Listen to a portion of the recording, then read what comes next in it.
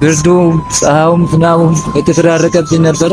እግዚአብሔር ይስጠውና አሁን ወደ ቤተሰብ ሊቀላቀል ያለች።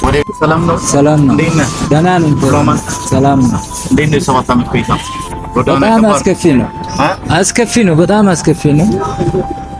ብርዱ ፀሐዩም ዝናቡም የተፈራረቀብኝ ነበረ። እግዚአብሔር ይስጠውና አሁን ወደ ቤተሰብ ሊቀላቀል ያለች። ወደ ቤተሰቦች እንዴት? አዎ በጣም አመሰግናለሁ። 7 ዓመት ነው ጎዳና የወጣው። 7 ዓመት ነው። አሁን ለምሰማው አሁን ደስታ ነው የሚሰማኝ።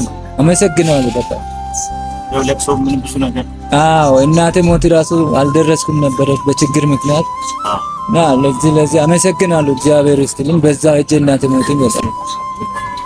አሁን ላይ ደስታ ነው የሚሰማኝ። አዎ በጣም ደስታ ነው።